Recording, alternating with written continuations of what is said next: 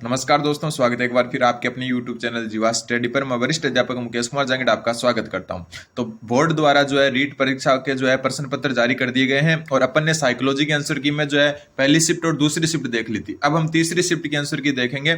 कुछ क्वेश्चन जो है आपको हो सकता है कि डाउट हो या फिर मेरे से गलत बता दिया जाए तो उनको आप कमेंट करके बता देना, हम सुधार कर लेंगे। बाकी जो है कोशिश यही रहेगी कि हर क्वेश्चन को सही बताया जाए। पहला जो क्वेश्चन आया था मैं उत्तर बताऊंगा, डायरेक्ट देख लो कि पियाजे के संज्ञानात्मक विकास के चरणों के अनुसार बच्चे के किस चरण में वस्तु स्थायित्व का जो है विकसित हो जाता है। ठीक है, मतलब वस्तु स्थायित्व किस अवस्था में जो है क्या हो जाता है, विकसित हो जाता है। देखो इसमें जो ज्यादातर मानेंगे कि उत्तर हो जाएगा प्राक संक्रियात्मक चरण, जिसको पूर्व संक्रियात्मक चरण भी कहते हैं। जबकि ये क्वेश्चन बार बार रिपीट हो चुका क्वेश्चन है, इसका उत्तर ऑप्शन नंबर बी होगा। संवेदी मोटर चरण या संवेदी गामक चरण होता है, पहला चरण होता है, उसी में वस्तु स्थायित्व शुरू हो जाता है। तो इसका उत्तर हो जाएगा ऑप्शन नंबर बी। ठीक है, बी ही होगा इसका, क्योंकि ये क्वेश्चन रिपीटेड क्वेश्चन है। अगला है, कौन सा अभिप्रेरणा सिद्धांत प्रदर्शन बढ़ाने के लिए स्पष्ट और विशिष्ट उद्देश्यों को निर्धारण पर केंद्रित है। कौन सा अभिप्रेरणा सिद्धांत प्रदर्शन बढ़ाने के लिए स्पष्ट और विशिष्ट उद्देश्यों के निर्धारण पर केंद्रित है। तो इसका उत्तर हो जाएगा आपका ऑप्शन नंबर डी, लक्ष्य निर्धारण सिद्धांत। ठीक है, जो भी क्वेश्चन बताया जा रहा है वो एकदम सही बताने की कोशिश कर रहे हैं। फिर भी अगर कुछ गलती हो जाए तो आप जो है जरूर कमेंट कर सकते हैं। ठीक है, आप खुद का जो उत्तर आपने सोच रखा है उस पर भी थोड़ा विचार करें, मेरे वाले पर भी विचार करें, फिर जो है अपन जो है चर्चा कर लेंगे। फिर केटल के सिद्धांत में जो फ्लूइड बुद्धिमत्ता है, जिसको हम कह सकते हैं तरल बुद्धि, वो किससे संबंधित है। तो तरल बुद्धि या जो फ्लूइड बुद्धिमत्ता है वो किससे संबंधित है। तो इसका उत्तर हो जाएगा आपका ऑप्शन नंबर डी, बिना पूर्व ज्ञान पर निर्भरता के नई समस्याओं को हल करने की क्षमता। ऑप्शन जो है डी इसका सही उत्तर हो जाएगा। अगला क्वेश्चन, एनसीएफ 2005 द्वारा सुझाई गई शिक्षण रणनीतियों का मुख्य उद्देश्य क्या है। तो इसका जो मुख्य उद्देश्य है वो है ज्ञान को वास्तविक जीवन के अनुभवों से जोड़ना और रचनात्मकता को प्रोत्साहन करना। ऑप्शन नंबर 20 का सही उत्तर हो जाएगा। देखो अगर हम जो है लेवल 1 तो वैसे अलग शिफ्ट थी, वो इजी थी एकदम। लेवल 2 की दोनों शिफ्ट की बात करें तो जो ये तीसरी शिफ्ट थी वो दूसरी शिफ्ट से ज्यादा इजी थी। ठीक है, दूसरी शिफ्ट में बहुत हार्ड क्वेश्चन आए थे, ये क्वेश्चन बहुत इजी है उनकी तुलना में। तो नॉर्मलाइजेशन में आपको जो है जो आपकी शिफ्ट 2 है उसमें फायदा होने के चांस बनते हैं। फिर रचनात्मकता के विकास में पहला चरण कौन सा होता है। तो रचनात्मकता के जो है विकास में पहला चरण होता है तैयारी का चरण। ऑप्शन नंबर डी इसका उत्तर हो जाएगा। अगला क्वेश्चन है आपका कि कोलबर्ग के नैतिक विकास के चरणों के अनुसार कौन सा चरण व्यक्तिगत अधिकारों और न्याय के सार्वभौमिक सिद्धांतों पर केंद्रित है। तो इसका उत्तर भी आपका डी हो जाएगा, सार्वभौमिक नैतिक सिद्धांत अभिविन्यास। ठीक है, अगला क्वेश्चन है आपका, क्रियात्मक अनुसंधान में डेटा विश्लेषण के लिए कौन सा सांख्यिकीय परीक्षण आमतौर पर उपयोग किया जाता है। तो ये किया जाता है स्वतंत्र टी परीक्षण। ऑप्शन नंबर जो है 20 का सही उत्तर हो जाएगा। ये थोड़ा हार्ड क्वेश्चन था। अगला क्वेश्चन है, सीखने को परिपक्वता से किस प्रकार से अलग किया जा सकता है। तो सीखने को परिपक्वता से जो है किस प्रकार से अलग किया जा सकता है। तो इसका उत्तर हो जाएगा ऑप्शन नंबर बी, सीखने के लिए बाहरी अनुभव आवश्यक है, जबकि परिपक्वता जो होती है वो अनुवांशिक होती है। बाकी देखो सीखना एक प्राकृतिक विकास प्रक्रिया है, बिल्कुल जो है ये बात सही है। ठीक है, एक मिनट।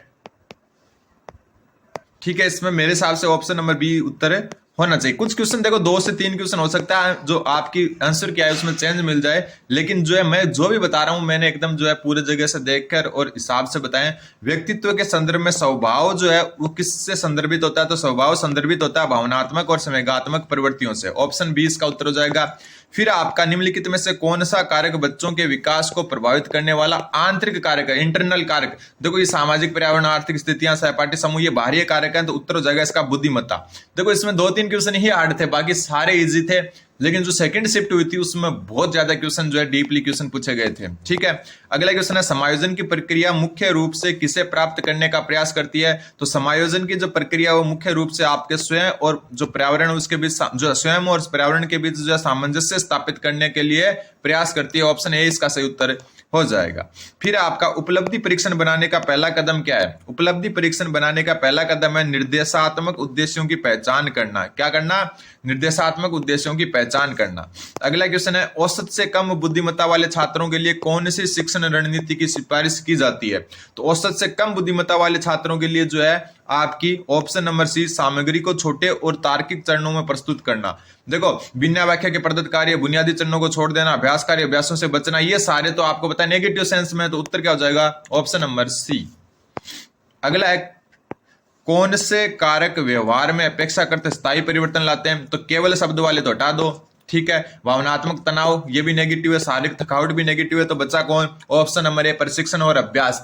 यही चीज आपको सीखनी है कंपटीशन में कि हटाना किसको है, ठीक है। ये क्वेश्चन में पढ़ के नहीं जाता फिर भी कर देता, क्यों कर देता? कि 3 नेगेटिव है। तो ऐसे ही क्वेश्चन आए थे इस शिफ्ट में पूरे, ठीक है। तो इन चीजों को मैं आपको जो है साइकोलॉजी मैंने पढ़ाई थी, ठीक है। तो साइकोलॉजी मैंने पढ़ाई थी, उसमें मैं जो है क्वेश्चन तो करवाता था, इसके साथ आपको ट्रिक्स भी बताता था कि कैसे आप उत्तर बिना आए भी निकाल सकते हो, जैसे इसमें निकाल दिया, ठीक है।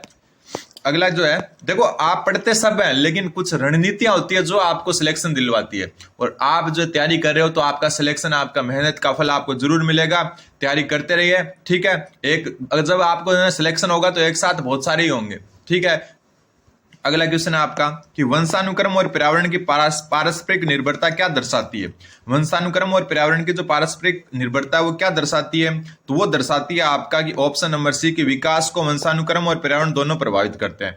ये केवल वाले तो वैसे उठ गए और ये भी नेगेटिव है, तो उत्तर हो जाएगा ऑप्शन नंबर सी। अगला क्वेश्चन, मूल्यांकन प्रक्रिया में रूब्रिक्स कैसे लाभकारी होते हैं? ये एक अच्छा क्वेश्चन था। तो मूल्यांकन प्रक्रिया में रूब्रिक्स होते हैं आपके वे छात्रों के प्रदर्शन का मूल्यांकन करने के लिए स्पष्ट मानदंड प्रदान करते हैं। ऑप्शन डी इसका उत्तर हो जाएगा। कई बार क्या होता है, नेगेटिव मार्किंग नहीं होती ना, और अपने को क्वेश्चन नहीं आता तो हमेशा जो बड़े वाला जो ऑप्शन होता है ना उस पर दांव खेल सकते हो आप, ठीक है। तो उत्तर हो जाएगा ऑप्शन नंबर डी। अगला है, समाज में प्रतिभाशाली बच्चे किस रूप में देखे जाते हैं? देखो समाज में जो है प्रतिभाशाली जो बच्चे हैं वो अमूल्य संसाधन के रूप में देखे जाते हैं। उत्तर हो जाएगा इसका ऑप्शन नंबर बी। अगला क्वेश्चन है, बुद्धिमत्ता का कौन सा प्रकार व्यक्ति की स्वयं की भावनाओं और उद्देश्य को समझने से संबंधित है? यह चीज मैं कम से कम 4-5 बार बता चुका था क्लासेज में कि बात जब स्वयं की आए यानी कि व्यक्ति के अंदर ही आए, एक तो होता है इंटर, एक होता है इंट्रा। मैंने हमेशा बोला था कि इंग्लिश नाम याद रखना, यहाँ इंटर या इंट्रा। एक होती है ना इंटरकास्ट मैरिज, नाम सबने सुना होगा, मतलब एक जाति से दूसरी जाति में, मतलब इंटर आता है मतलब एक चीज से दूसरी चीज में, लेकिन यहाँ पर व्यक्ति स्वयं में कर रहा है तो इंट्रा, यानी ऑप्शन बी हो जाएगा। इंटर मतलब एक व्यक्ति दूसरे में, इंट्रा मतलब खुद के अंदर ही, एक व्यक्ति स्वयं के अंदर ही कुछ करे, तो ये होगा ऑप्शन नंबर बी। अगला क्वेश्चन है आपका कि आंतरिक संज्ञानात्मक भार का सबसे अच्छा उदाहरण कौन सा है? आंतरिक संज्ञानात्मक विकास का सबसे अच्छा जो उदाहरण है वह कौन सा है? तो सबसे अच्छा जो उदाहरण है आपका आंतरिक देखो ये क्वेश्चन वैसे थोड़ा सा जो है कंफ्यूजिंग है, लेकिन मेरा इसमें उत्तर मानना है ऑप्शन नंबर बी। चेंज हो सकता है, आप भी कमेंट करके बता सकते हो, लेकिन खुद जो भी उत्तर बताओ आप उसको थोड़ा सा जो है डिस्कस कर लें अपने मन में कि सही बता रहे हैं क्या। बच्चा शुरुआत में अपनी भावनाओं को भाषा के माध्यम से कैसे व्यक्त करता है? तो शुरुआत में हमेशा जो है वो रोने और ध्वनियों के माध्यम से करेगा, ऑप्शन नंबर सी। ये नहीं होगा, ध्यान रख लेना, इशारा बाद में करता है, पहले वो रोना और ध्वनियों के माध्यम से ही करता है, ठीक है। फिर है आपका आरटी एक्ट 2009 की धारा 29 के तहत शिक्षा का माध्यम प्राथमिक रूप से होना चाहिए। तो आपको पता है प्राथमिक रूप में क्या होना चाहिए? प्रारंभिक चरणों में क्षेत्रीय और मातृभाषा में होना चाहिए, ऑप्शन नंबर सी।